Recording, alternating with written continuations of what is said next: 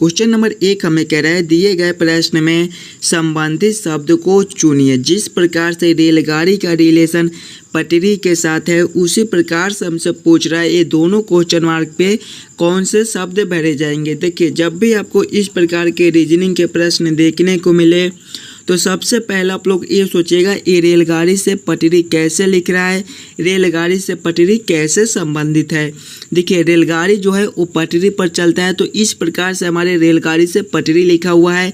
उसी प्रकार से हम लोग सभी ऑप्शन में देखेंगे तो ऑप्शन नंबर ए में देखिए कार और चरपहिया दिया गया है। कार हमारे चरपहिया पे चलते हैं, नहीं कार हमारे सड़क पर चलते हैं, यानी कि ए ऑप्शन हमारा गलत हो जाएगा। अगले ऑप्शन की ओर हम लोग चलेंगे। ऑप्शन नंबर बी हवाई जहाज और उड़ना दिया गया है। देखिए हवाई जहाज हमारे आसमान में उड़ते हैं, लेकिन यहाँ पे देखिए उड़ना दिया गया है, यानी कि ये भी ऑप्शन हमारे गलत हो जाएंगे। अगले ऑप्शन की ओर हम लोग देखेंगे तो ऑप्शन सी में हमारा ट्रक और सड़क दिया गया है। देखिए जिस प्रकार से रेलगाड़ी पटरी पर चलती है उसी प्रकार से हमारे ट्रक जो है वो सड़क पर चलते हैं, यानी कि ये दोनों क्वेश्चन मार्क पे हमारे ट्रक और सड़क भरे जाएंगे, जो कि ऑप्शन नंबर सी में दिया गया है। क्वेश्चन नंबर 1 का हमारा ऑप्शन नंबर सी सही उत्तर हो जाएगा। चलिए अगले प्रश्न की ओर हम लोग चलेंगे, क्वेश्चन नंबर 2 की ओर। तो ये रहा क्वेश्चन नंबर 2। क्वेश्चन नंबर 2 हमें कह रहा है नीचे दिए गए प्रश्न में संबंधित संख्या को चुनिए। प्रश्न हमें कह रहा है जिस प्रकार से 256 का रिलेशन 290 के साथ है उसी प्रकार से हमसे पूछ रहा है 961 का संबंध कौन सा संख्या से होगा, जो ये क्वेश्चन मार्क पे भरे जाएंगे। नंबर एनालॉजी रीजनिंग का प्रश्न है। इस प्रकार के प्रश्न आपको सभी एग्जाम में आते रहते हैं, तो पहले आप वीडियो को रोक लीजिए और खुद इसे ज़रूर सॉल्व करने की कोशिश कीजिएगा कि हम लोग 256 से 290 कैसे ला सकते हैं। पहले हम लोग क्वेश्चन को पैटर्न को समझने की कोशिश करेंगे, हमारा किस प्रकार का प्रश्न है, इसे हम लोग कैसे जल्द से जल्द सॉल्व कर सकते हैं। अगर आप लोग ध्यान से देखिएगा तो 256 हमारा क्या होता है, ये हमारे 16 के स्क्वायर होते हैं, यानी कि जब हम लोग 16 का स्क्वायर करेंगे तो हमारे 256 हो जाएंगे। उसी प्रकार से हम लोग 290 को देखेंगे, ये हमारा किसी के स्क्वायर क्यू के करीब है।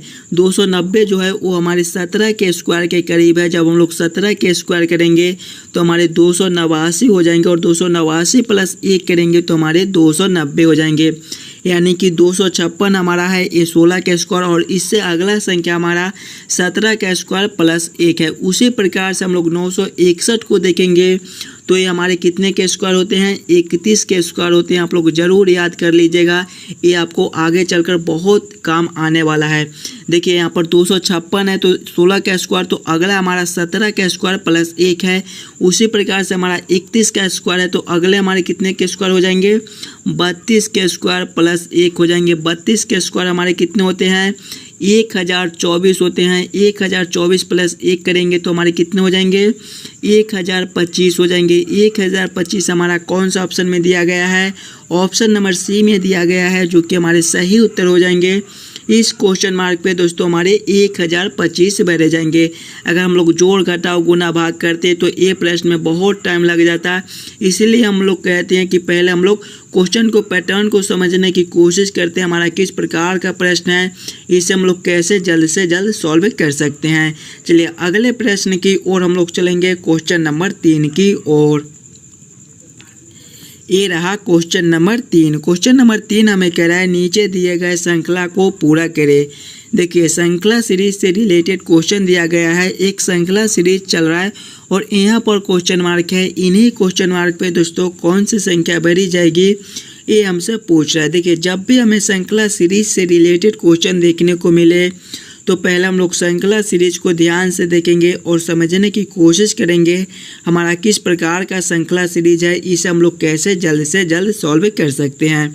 देखिए श्रृंखला को देखेंगे तो 14 से 17 लिखा हुआ है, इधर हम लोग ले लेंगे 14 के बाद हमारा 17 है, 17 के बाद हमारा 21 है, 21 के बाद हमारा 24 है, और 24 के बाद हमारा 28 है, 28 के बाद हमारा 31 है, और 31 के बाद हमारा क्वेश्चन मार्क है। अगर आप लोग ध्यान से देखिएगा श्रृंखला तो 14 से 17 लिख दिया, इसमें क्या कर दिया कि आपका +3 कर दिया है, आगे हम लोग देखेंगे तो 17 से 21 लिखा हुआ है, इसमें +4 कर दिया है। आगे देखेंगे तो 21 से 24 लिखा हुआ है, इसमें फिर +3 कर दिया है। आगे देखेंगे तो 24 से 28 लिखा हुआ है, इसमें हमारा +4 कर दिया है। आगे देखेंगे तो 28 से 31 लिखा हुआ है, इसमें हमारा फिर +3 कर दिया है। आगे देखेंगे तो हमारे क्वेश्चन मार्क है। ध्यान से देखिएगा अंतर को और समझने की कोशिश कीजिएगा। देखिए एक बार +3 करता है तो एक बार +4 करता है, फिर एक बार +3 तो फिर एक बार +4। उसी प्रकार से देखिए +3 है तो अगले हमारे फिर +4 के अंतर हो जाएंगे, यानी कि जब हम लोग 31 + 4 करेंगे तो हमारे कितने हो जाएंगे, 35 हो जाएंगे। 35 हमारा कौन सा ऑप्शन में दिया गया है, ऑप्शन नंबर सी में दिया गया है, जो कि हमारे सही उत्तर हो जाएंगे। इस क्वेश्चन मार्क पे दोस्तों हमारे 35 बैठे जाएंगे। क्लियर है। चलिए अगले प्रश्न की ओर हम लोग चलेंगे, क्वेश्चन नंबर 4 की ओर। ये रहा क्वेश्चन नंबर 4। क्वेश्चन नंबर 4 हमें कह रहा है लुप्त संख्या ज्ञात करें। मिसिंग नंबर से रिलेटेड क्वेश्चन है, यहाँ पर क्वेश्चन मार्क है। इन्हीं क्वेश्चन मार्क पे कौन सी संख्या भरी जाएगी ये हमसे पूछ रहा है। जब भी आपको इस प्रकार के मिसिंग नंबर से रिलेटेड क्वेश्चन देखने को मिले तो पहले आप लोग प्रश्न को, पैटर्न को समझने की कोशिश कीजिएगा। किस प्रकार का प्रश्न है, इसे हम लोग कैसे जल्द से जल्द सॉल्व कर सकते हैं। पहले आप लोग वीडियो को रोक लीजिए और खुद से ज़रूर सॉल्व करने की कोशिश कीजिएगा कि एक क्वेश्चन मार्क पे कौन सा संख्या भरा जाएगा। ध्यान से देखिएगा और समझने की कोशिश कीजिएगा। अगर हम लोग इस लाइन से प्रश्न को देखते हैं तो हमारा बड़ा संख्या 125 है, फिर हमारा 513 है और फिर हमारा 536 है।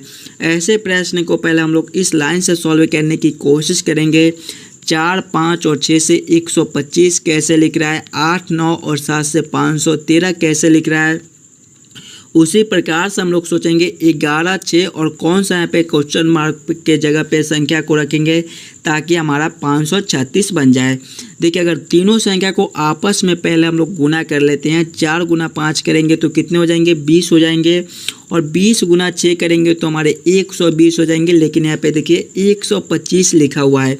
अगर इसमें हम लोग बीच वाले संख्या को ऊपर से जोड़ देते हैं, 120 प्लस बीच वाला संख्या 5 है, 120 प्लस 5 करेंगे तो हमारे 125 हो जाएंगे, जो कि देखिए यहाँ पर लिखा हुआ है। वही सेम हम लोग इसमें करेंगे। पहले तीनों संख्या को आपस में गुना कर लेंगे। 9 गुना 8 गुना 9 करेंगे तो 72, 72 गुना 7 करेंगे तो कितने हो जाएंगे, हमारे 504 हो जाएंगे। और इसमें जब हम लोग बीच वाले संख्या को ऊपर से जोड़ेंगे तो बीच वाला संख्या हमारा 9 दिया गया है। 504 प्लस 9 हमारे कितने होते हैं, 513 होते हैं। देखिए यहाँ पर लिखा हुआ है। यानी कि इसी प्रकार से इस प्रश्न को हम लोग सॉल्व कर सकते हैं। पहले हमारा 11 और 6 हमें मालूम है और बीच में हम लोग कौन सा संख्या को रखेंगे ताकि हमारा 536 बन जाए। पहले हम लोग ये दोनों संख्या को आपस में गुना कर लेते हैं। 11 गुना 6 करेंगे तो हमारे कितने हो जाएंगे, 66 हो जाएंगे। अब हमें ये मालूम करना है कि हम लोग कौन सा संख्या से गुना करेंगे और उसी संख्या को जोड़ेंगे ताकि हमारा 536 बन जाए। दिमाग लगाइएगा और अभी से भी इस प्रश्न को आप लोग खुद से सॉल्व करने की कोशिश कीजिएगा। देखिए अगर हम लोग 8 को यहाँ पे रख देते हैं, यानी कि गुना 8 प्लस 8 करेंगे तो हमारे कितने हो जाएंगे, गुना 8 करेंगे तो 8 छक 48 हासिल 4, 8 छक 48 और 4 हमारे 52 होते हैं, 528 हो जाएंगे। और 528 में फिर हमें बीच वाला संख्या जोड़ना भी है, यानी कि फिर हम लोग 8 को जोड़ेंगे। 528 प्लस 8 हमारे कितने होते हैं, 536 होते हैं, जो कि देखिए यहाँ पर लिखा हुआ है। यानी कि इस क्वेश्चन मार्क पे जब हम लोग 8 को भरेंगे, यानी कि जब ये तीनों संख्या को आपस में गुना करेंगे तो हमारे 528 हो जाएंगे। और फिर हमें बीच वाले संख्या को ऊपर से जोड़ना था, 528 प्लस 8 करेंगे तो हमारा सभी की तरह यहाँ पर संख्या 536 पूर जाएगा। चलिए अगले प्रश्न की ओर हम लोग चलेंगे, क्वेश्चन नंबर 5 की ओर। ये रहा क्वेश्चन नंबर 5। क्वेश्चन नंबर 5 हमें कह रहा है दोस्तों, किसी कोड भाषा में जोड़ का मतलब गुना है, घटाव का मतलब जोड़ है, गुना का मतलब भाग है और भाग का मतलब घटाव है। तो निम्नलिखित प्रश्न का उत्तर क्या है। प्रश्न है हमारा 56 भागा 8 जोड़ 12 घटाव 72 बराबर क्वेश्चन मार्क। इन्हीं क्वेश्चन मार्क पे कौन सी संख्या भरी जाएगी ये हमसे पूछ रहा है। सभी क्वेश्चन इंपॉर्टेंट ही क्वेश्चन है, तो पहले आप खुद से ज़रूर सॉल्व करने की कोशिश कीजिएगा, तभी आप लोग एग्जाम में सॉल्व कर पाइएगा। देखिए जब भी आपको इस प्रकार के रीजनिंग के प्रश्न देखने को मिले तो पहले आप लोग एक बार फिर से प्रश्न को पढ़िए और समझने की कोशिश कीजिए कि प्रश्न क्या कर रहा है। देखिए प्रश्न हमें कह रहा है कि जोड़ का मतलब गुना, यानी कि जोड़ के जगह पे हम लोग गुना को रखेंगे। घटाव का मतलब जोड़ है, यानी कि घटाव के जगह पे जोड़ को रखना है। गुना का मतलब हमारा भाग है, यानी कि गुना के जगह पे हम लोग भाग को रखेंगे। और भाग का मतलब घटाव, यानी कि जहाँ पर भाग है वहाँ पे घटाव को रखकर इस समीकरण को हम लोग हल कर लेंगे। पहले हमारा 56 है, 56 को ले लेंगे, इसके बाद हमारा भाग है, तो भाग का मतलब देखेंगे। देखिए भाग का मतलब घटाव, यानी कि भाग के जगह पे हम लोग घटाव को रखेंगे। घटाव 8 हो जाएगा, आगे हमारा 8 है, फिर हमारा जोड़ है, तो जोड़ का मतलब देखिए गुना है, फिर हम लोग 8 गुना 12 कर देंगे। फिर हमारा घटाव है, तो घटाव का मतलब देखेंगे, तो घटाव का मतलब किधर है, देखिए घटाव का मतलब जोड़ है, यानी कि यहाँ पे हमारा जोड़ आ जाएगा, फिर हमारा 72 आ जाएगा। इस समीकरण को हम लोग हल करेंगे। पहले हमारा गुना का काम होगा, फिर घटाव का, फिर हमारा जोड़ का।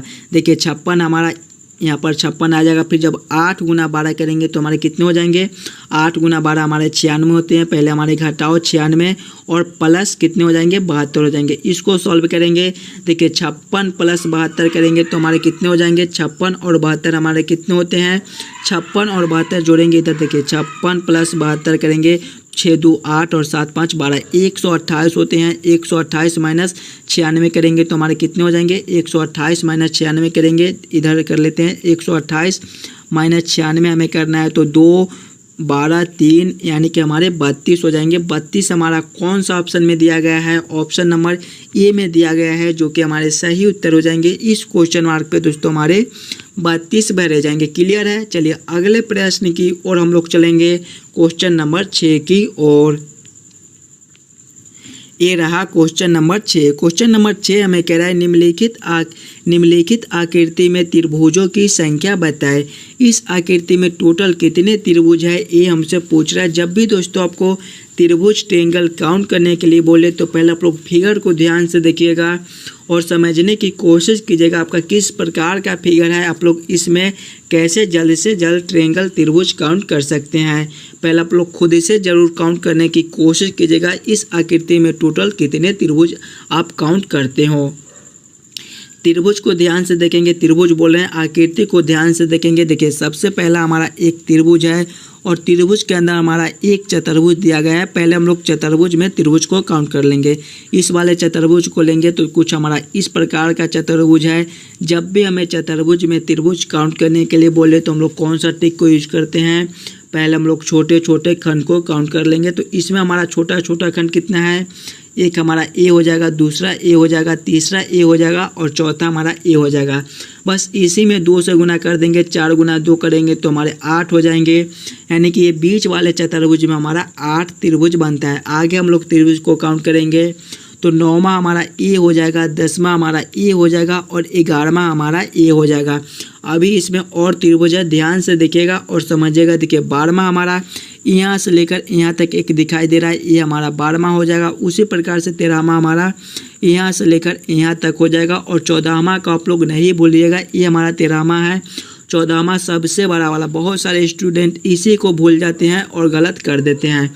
ये हमारा 14वां हो जाएगा। 14 हमारा कौन सा ऑप्शन में है, ऑप्शन नंबर बी में है, जो कि हमारे सही उत्तर हो जाएंगे। दोस्तों अगर आपको किसी भी प्रश्न में कहीं पर भी कोई दिक्कत हो तो हमें कमेंट करते चलिएगा। चलिए अगले प्रश्न की ओर हम लोग चलेंगे, क्वेश्चन नंबर 7 की ओर।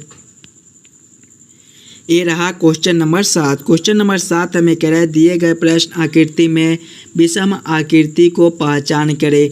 ये चारों आकृति में सबसे अलग आकृति कौन सा है, यही हमसे पूछ रहा है। जो आकृति सबसे अलग आकृति होगा वही हमारा विषम आकृति होगा। आकृति ए को देखेंगे तो देखिए सबसे बड़ा वाला एक गोला है, उसके नीचे जस्ट एक छोटा सा गोला, यानी कि जिस प्रकार से ऊपर वाला आकृति है उसी प्रकार का एक छोटा सा नीचे आकृति है। उसी प्रकार से ऑप्शन बी में देखेंगे तो हमारा एक चतुर्भुज है और इसके नीचे देखिए एक त्रिभुज दिया गया, यानी कि ऑप्शन ए वाला ये फॉलो नहीं करते हैं, ये हमारा अलग है। फिर ऑप्शन सी को देखेंगे तो देखिए जिस प्रकार से ऊपर वाला एक आकृति है उसी प्रकार से एक छोटा सा नीचे आकृति दिया गया है। ऑप्शन डी में देखेंगे तो ये भी कुछ इसी प्रकार का एक बड़ा सा आकृति है। सेम इसी प्रकार का एक नीचे आकृति दिया गया है। तो सबसे अलग आकृति हमारा ऑप्शन नंबर बी में दिया गया है, जो कि जिस प्रकार का ऊपर वाला आकृति है उस प्रकार का हमारा नीचे वाला आकृति नहीं दिया गया है। क्लियर है? इस प्रश्न का ऑप्शन नंबर बी हमारा सही उत्तर हो जाएगा। चलिए अगले प्रश्न की ओर हम लोग चलेंगे, क्वेश्चन नंबर 8 की ओर। तो ये रहा क्वेश्चन नंबर 8। क्वेश्चन नंबर 8 हमें कह रहा है देवांश का जन्मदिन शुक्रवार 14 अप्रैल को है। यदि रोहन का जन्म 20 दिसंबर को हुआ था तो उसी वर्ष रोहन का जन्मदिन सप्ताह में किस दिन को होगा, ये हमसे पूछ रहा है। कैलेंडर से रिलेटेड क्वेश्चन है। इस प्रकार के भी प्रश्न आपको आते रहते हैं। जब भी आपको इस प्रकार के प्रश्न देखने को मिले तो सबसे पहले हम लोग ये देखेंगे 14 अप्रैल को देवांश का जन्म हुआ है, यानी कि 14 अप्रैल को देवांश का जन्मदिन आता है।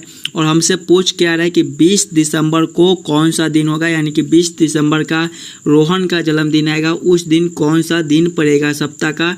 देखिए साल सेम है, उसी बरस पूछ रहा है, यानी कि साल हमारा सेम है, सिर्फ महीने और दिन का हमारा अंतर है। तो पहले हम लोग महीने और दिन को निकाल लेंगे कि हमारा कितने महीना और कितने दिन, टोटल दिन हमारे कितने बनते हैं। पहले हम लोग देखेंगे तो हमारा 14 अप्रैल है। अप्रैल को देखेंगे तो अप्रैल हमारे कितने दिन के महीना लगते हैं, 30 दिन के लगते हैं। और अप्रैल में देखिए अप्रैल में 14 दिन दिया गया है, 30 माइनस 14 करेंगे तो हमारे 16 हो जाएंगे, यानी कि अप्रैल में हमारे 16 दिन बनते हैं। आगे देखेंगे अप्रैल के बाद हमारा कौन सा महीना आता है, मई आता है। मई हमारे 31 दिनों के महीना लगते हैं। आगे देखेंगे मई के बाद हमारा कौन सा महीना आता है, जून आता है। जून हमारे 30 दिनों के महीना लगते हैं। आगे देखेंगे जून के बाद हमारा कौन सा महीना आता है, जुलाई आता है। और जुलाई हमारे 31 दिनों के महीना लगते हैं। जुलाई के बाद हमारा कौन सा महीना आता है, अगस्त आता है। और अगस्त भी हमारे 31 दिनों के ही महीना लगते हैं। और अगस्त के बाद हमारा कौन सा महीना आता है, दिसंबर आता है। और ध्यान से देखिएगा यहाँ पर 20 दिसंबर दिया गया है, यानी कि दिसंबर में हमारा 20 दिन बनता है। टोटल दिन को जोड़ेंगे 16 + 31 + 30 + 31 + 31 + 20 करेंगे तो हमारे 159 हो जाएंगे। आप लोग जोड़ लीजिएगा, यानी कि टोटल दिन हमारा 159 दिन निकल कर आता है। यानी कि 14 अप्रैल को शुक्रवार दिन था, तो 159 दिन बाद हमसे पूछ रहा है कि कौन सा दिन होगा। अब हम लोग कैसे दिन निकालेंगे 159 दिन के बाद कि हमारा कौन सा दिन होगा, तो इसमें हम लोग 7 से भाग कर देंगे। 7 से इसलिए भाग करेंगे कि सप्ताह हमारे 7 दिन के होते हैं। 7 दिन के बाद हमारा दिन जो है वो दोबारा से आ जाता है। जब 159 में हम लोग 7 से भाग करेंगे तो देखिए 7 दूना 14, पहले हमारा लगेगा 1 हमारा शेष हो जाएगा, फिर हमारा 9 उतरेगा, तो फिर हम लोग 7 दूना 14 लगाएंगे, तो इस बार शेष हमारा 5 बच जाएगा। यही शेष हमारा उत्तर हो जाएगा। इसको क्या करेंगे कि हम लोग शुक्रवार में जोड़ देंगे। जब शुक्रवार + 5 हम लोग करेंगे तो हमारे कौन से दिन हो जाएंगे, बुधवार हो जाएंगे। बुधवार हमारा ऑप्शन नंबर डी में दिया गया है, जो कि हमारे सही उत्तर हो जाएंगे। जिस प्रकार से 14 अप्रैल को शुक्रवार दिन था, उसी प्रकार से हमारा 20 दिसंबर को बुधवार दिन रहेगा, यानी कि रोहन का जो जन्मदिन है वो बुधवार दिन को पड़ेगा। चलिए अगले प्रश्न की ओर हम लोग चलेंगे, क्वेश्चन नंबर 9 की ओर। तो ये रहा क्वेश्चन नंबर 9। क्वेश्चन नंबर 9 हमें कह रहा है दिए गए प्रश्न में संबंधित अक्षर को चुनिए। प्रश्न हमें कह रहा है जिस प्रकार से PAL का रिलेशन RDP के साथ है, उसी प्रकार से हमसे पूछ रहा है MRF का रिलेशन कौन सा अक्षर से होगा, जो ई क्वेश्चन मार्क पे भरे जाएंगे। बहुत ही इम्पोर्टेंट क्वेश्चन है। इस प्रकार के भी प्रश्न आपको सभी एग्जाम में पूछे जाते हैं, तो पहले आप खुद इसे ज़रूर सॉल्व करने की कोशिश कीजिएगा। देखिए जब भी हमें इस प्रकार के रीजनिंग के प्रश्न आए तो पहले हम लोग ये सोचेंगे ये PAL से RDP कैसे लिखा हुआ है। इधर हम लोग ले लेंगे हमारा PAL है और इससे क्या लिखा हुआ है, RDP लिखा हुआ है। अगर हम लोग सिंगल अक्षर को देखते हैं तो देखिए P से R लिखा हुआ है, इसमें आपका +2 है। जब P + 2 हम लोग करेंगे तो हमारे R हो जाएंगे। ए से हमारा D लिखा हुआ है, इसमें हमारा +3 है। A + 3 हमारे D होते हैं। आगे देखेंगे L से P लिखा हुआ है, इसमें हमारा +4 है। जब L + 4 करेंगे तो हमारे P हो जाएंगे, यानी कि पहले अक्षर में +2, दूसरे में +3 और तीसरे में +4 है। वही से हम लोग MRF के साथ करेंगे। पहले में +2, दूसरे में +3 और तीसरे में +4 कर देंगे। इधर हम लोग ले लेंगे हमारा MRF है, पहले अक्षर में हमारा क्या करना है, पहले अक्षर में हमारे +2 करना है। जब m+2 करेंगे तो हमारे o हो जाएंगे। दूसरे में हमारा +3 करना है, r+3 करेंगे तो हमारे u हो जाएंगे। और तीसरे में हमारा +4 करना है, यानी कि जब हम लोग f+4 करेंगे तो हमारे j हो जाएंगे। कौन सा ऑप्शन में हमारा OUJ लिखा हुआ है, OUJ हमारे ऑप्शन नंबर सी में दिए गए हैं, जो कि हमारे सही उत्तर हो जाएंगे। इस क्वेश्चन मार्क पे दोस्तों हमारे OUJ भरे जाएंगे। क्लियर है। चलिए अगले प्रश्न की ओर हम लोग चलेंगे, क्वेश्चन नंबर 10 की ओर। ये रहा क्वेश्चन नंबर 10। क्वेश्चन नंबर 10 हमें कह रहा है निम्नलिखित प्रश्न में दिए गए विकल्पों में से विषम शब्द को पहचान करें। देखिए विषम शब्द चुनने के लिए बोल रहा है, यानी कि प्रश्न हमें कह रहा है कि चारों ऑप्शन में सबसे अलग ऑप्शन कौन सा है, वही हमारा विषम शब्द हो जाएगा। ऑप्शन ए में देखेंगे तो चंद्रमा, ऑप्शन बी में मंगल, ऑप्शन सी में शनि और ऑप्शन डी में हमारे प्लूटो है। देखिए चारों ऑप्शन में सबसे अलग ऑप्शन कौन सा है, ध्यान से देखिएगा। चंद्रमा हमारा एक उपग्रह होता है, बाकी ये तीनों हमारे ग्रह है, यानी कि सबसे अलग हमारा ऑप्शन ए चंद्रमा है। क्वेश्चन नंबर 10 का हमारा ऑप्शन नंबर ए सही उत्तर हो जाएगा। चलिए अगले प्रश्न की ओर हम लोग चलेंगे, क्वेश्चन नंबर 11 की ओर। ये रहा क्वेश्चन नंबर 11। क्वेश्चन नंबर 11 हमें कह रहा है नीचे दिए गए अक्षर श्रृंखला को पूरा करें। देखिए अक्षर श्रृंखला से रिलेटेड क्वेश्चन है। एक अक्षर श्रृंखला दिया गया है और बीच में खाली स्थान है। इन्हीं खाली स्थान पे कौन से अक्षर भरे जाएंगे, ये हमसे पूछ रहे हैं। बहुत ही इंपॉर्टेंट क्वेश्चन है। इस प्रकार के भी प्रश्न आपको सभी एग्जाम में पूछे जाते हैं, तो पहले आप खुद इसे ज़रूर सॉल्व करने की कोशिश कीजिएगा। जब भी आपको इस प्रकार के प्रश्न मिले तो पहले आप लोग छोटे छोटे खंड बना लीजिएगा। किस प्रकार से हम लोग खंड बनाएंगे ताकि हमारा प्रश्न जल्द से जल्द सॉल्व हो जाए। ध्यान से देखिएगा और समझने की कोशिश कीजिएगा।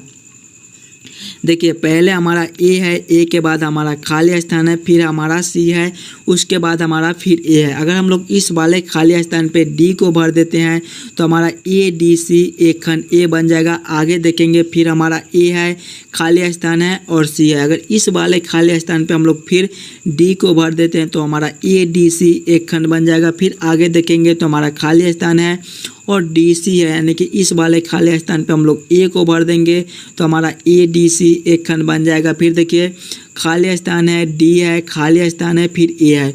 फर्स्ट वाले खाली स्थान पे हम लोग ए को भरेंगे तो हमारा ए डी, और इस वाले खाली स्थान पे हम लोग सी को भरेंगे तो हमारा ए डी सी एक खंड बन जाएगा। उसी प्रकार से आगे देखेंगे तो हमारा ए है, डी है, इस खाली स्थान पे सी को भरेंगे तो ए डी सी हमारा एक खंड बन जाएगा।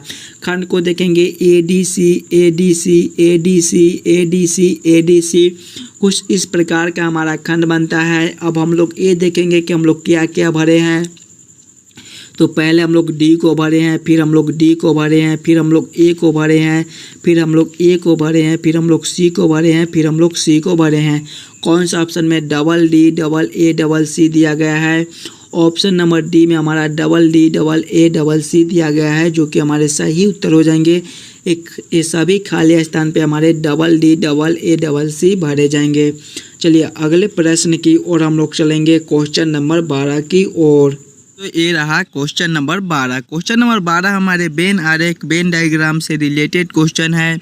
लाल, कार और बाइक, बस इन्हीं तीनों में हमें सोचना है कि कौन किसके साथ संबंधित है, कौन किसके अंदर आ सकता है। पहले आप लोग कमेंट कीजिएगा लाल, कार और बाइक का किस प्रकार से वेन आरेख वेन डायग्राम बनेगा। देखिए लाल है, कार है, बाइक है। लाल को देखेंगे तो ये हमारे रंग है, कुछ लाल कलर के भी हमारे कार होते हैं और कुछ लाल कलर के हमारे बाइक भी होते हैं। सबसे पहले हम लोग लाल को ले लेंगे। देखिए और कुछ लाल कलर के हमारे कार होते हैं, सभी कार हमारे लाल कलर के नहीं होते, तो इसको हम लोग ऐसे कर देंगे। आगे देखेंगे तो हमारा बाइक है, कुछ बाइक भी हमारे लाल कलर के होते हैं, तो इसको हम लोग ऐसे कर देंगे। यानी कि इसका वेन डायग्राम कुछ इस प्रकार से बनेगा, जो कि ऑप्शन नंबर डी में दिया गया है। क्लियर है। चलिए अगले प्रश्न की ओर हम लोग चलेंगे, क्वेश्चन नंबर 13 की ओर। ये रहा क्वेश्चन नंबर 13। क्वेश्चन नंबर 13 हमारे कथन निष्कर्ष से रिलेटेड क्वेश्चन है। इस प्रकार के भी प्रश्न आपको सभी एग्जाम में देखने को मिल जाएंगे, तो पहले आप खुद से जरूर सॉल्व करने की कोशिश कीजिएगा। देखिए, जब भी हमें इस प्रकार के रीजनिंग के प्रश्न देखने को मिले तो पहले हम लोग कथन को ध्यान से पढ़ेंगे और समझने की कोशिश करेंगे कि कथन हमें क्या कह रहा है। देखिए, कथन एक हमें कह रहा है कि कुछ प्रबंधक युवा है, कुछ प्रबंधक युवा है, सभी प्रबंधक युवा नहीं है, बस कुछ प्रबंधक जो है वो युवा है। यानी कि इसको हम लोग ऐसे कर सकते हैं, ये हमारे प्रबंधक हो जाएंगे और ये हमारे युवा हो जाएंगे।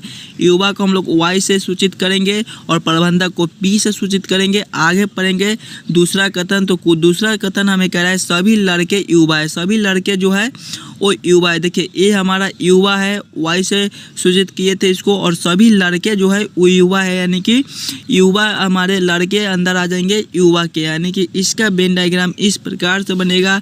अब हम लोग निष्कर्ष को पढ़ेंगे कि कौन सा निष्कर्ष इसके आधार पर दिया गया है। निष्कर्ष एक को पढ़ेंगे तो कुछ लड़के प्रबंधक है। देखिए, कुछ लड़के प्रबंधक है, प्रबंधक हमारा ए पी है और हमारा लड़का जो है वो ए है। लड़का को हम लोग बी से सूचित कर देते हैं और ये देखिए वाई हमारा प्रबंधक है। कुछ लड़के प्रबंधक हो सकते हैं, नहीं हो सकते हैं, ये कथन हमारा गलत है। अगले कथन की ओर हम लोग चलेंगे, कथन 2, तो कुछ प्रबंधक लड़के हैं। देखिए, प्रबंधक हमारा यह है, यहाँ पर है, लड़का हमारा ए है, कुछ प्रबंधक लड़के नहीं हो सकते हैं, ये भी कथन हमारा गलत है। यानी कि दोनों कथन हमारा गलत है। दोनों कथन को गलत कौन सा ऑप्शन में दिया गया है? देखिए, ऑप्शन नंबर सी में बोला है न तो निष्कर्ष एक सही है और ना ही निष्कर्ष 2 सही, यानी कि यही ऑप्शन हमारा सही उत्तर हो जाएगा। क्वेश्चन नंबर 13 का हमारा ऑप्शन नंबर सी सही उत्तर हो जाएगा। चलिए अगले प्रश्न की ओर हम लोग चलेंगे, क्वेश्चन नंबर 14 की ओर। क्वेश्चन नंबर 14 हमें कह रहा है नीचे दिए गए प्रश्न में संबंधित अक्षर को चुनिए। देखिए, यहाँ पर क्वेश्चन मार्क है, इन्हीं क्वेश्चन मार्क पे कौन सा अक्षर आएगा ये हमसे पूछ रहा है। बहुत ही आसान क्वेश्चन है, आप लोग जरूर कमेंट कीजिएगा कि इसका क्या आंसर होगा। देखिए, पहले हमारा टी है, टी के बाद देखेंगे तो हमारा आर है, आर के बाद देखेंगे तो हमारा पी है, पी के बाद हमारा एन है। अगर हम लोग ए सोचेंगे और एन के बाद हमारा क्वेश्चन मार्क, अगर हम लोग ये सोचेंगे कि ये टी से आर कैसे लिख रहा है तो इसमें आपका क्या कर दिया कि -2 कर दिया। देखिए, टी हमारे 20वें नंबर पर आते हैं और आर हमारे 18वें नंबर पर आते हैं। 20 - 2 करेंगे तो हमारे 18 हो जाएंगे। आगे देखेंगे तो आर से पी लिखा हुआ है, इसमें भी आपका -2 कर दिया है। आर आपका 18 नंबर पर आता है, पी 16 नंबर पर आता है। 18 - 16 कीजिएगा तो 2 हो जाएगा। फिर आगे देखेंगे तो पी से एन लिखा हुआ है, इसमें भी आपका -2 कर दिया है। पी हमारे 16 नंबर पर आते हैं, एन हमारे 14वें नंबर पर आते हैं। 16 - 2 करेंगे तो हमारे 14 हो जाएंगे। उसी प्रकार से आगे हम लोग फिर -2 कर देंगे। जब 14 - 2 करेंगे तो हमारे 12 हो जाएंगे। और 12वें नंबर पर हमारे कौन से अक्षर आते हैं? एल आते हैं। एल हमारा कौन सा ऑप्शन में दिया गया है? ऑप्शन नंबर सी में दिया गया है, जो कि हमारे सही उत्तर हो जाएंगे। इस क्वेश्चन मार्क पे दोस्तों हमारे एल भरे जाएंगे। क्लियर है? चलिए अगले प्रश्न की ओर हम लोग चलेंगे, क्वेश्चन नंबर 15 की ओर। तो ये रहा क्वेश्चन नंबर 15। क्वेश्चन नंबर 15 हमें कह रहा है नीचे दिए गए प्रश्न आकृति को पूरा करें। देखिए, यहाँ पर प्रश्न आकृति है, यहाँ पर क्वेश्चन मार्क है। इन्हीं क्वेश्चन मार्क पे कौन सी आकृति आएगी ये हमसे पूछ रहा है। जब भी हमें इस प्रकार के प्रश्न देखने को मिले तो सबसे पहले हम लोग ये प्रश्न आकृति को ध्यान से देखेंगे और समझने की कोशिश करेंगे हमारा किस प्रकार का आकृति है, इसे हम लोग कैसे पूरा कर सकते हैं। देखिएगा तो सबसे पहले ऊपर एक हमारा त्रिभुज है। ऊपर क्या है? हमारा एक त्रिभुज है, एक लाइन ऐसे, एक लाइन ऐसे और एक लाइन ऐसे और एक लाइन ऐसे दिया गया है, और उसमें भी बीच में एक लाइन ऐसे दिया गया है। उसी प्रकार से हम लोग नीचे देखेंगे तो नीचे भी हमारा एक त्रिभुज ही प्रकार का दिया गया है, इसमें एक लाइन ऐसे है। तो इसमें अब हम लोग किस प्रकार का लाइन खींचेंगे ताकि ये त्रिभुज भी हमारा पूरा हो जाए। देखिए, एक लाइन तो पहले हम लोग ऐसे खींचेंगे और उसके बाद एक लाइन ऐसे खींचेंगे, यानी कि टोटल मिलाकर हम लोग एक लाइन ऐसे और एक लाइन ऐसे खींचे। इस प्रकार का आकृति कौन सा ऑप्शन में दिया गया है? ऑप्शन नंबर बी में दिए गए हैं, जो कि हमारे सही उत्तर हो जाएंगे। ये क्वेश्चन मार्क के दोस्तों कुछ इस प्रकार के आकृति भरे जाएंगे। आशा करता हूं दोस्तों आप सभी प्रश्न को बढ़िया से समझ गए होंगे। अगर आपको किसी भी क्वेश्चन में कहीं पर भी कोई दिक्कत हो तो हमें कमेंट करके जाइएगा। चलिए हम मिलते हैं आपसे अगले वीडियो में।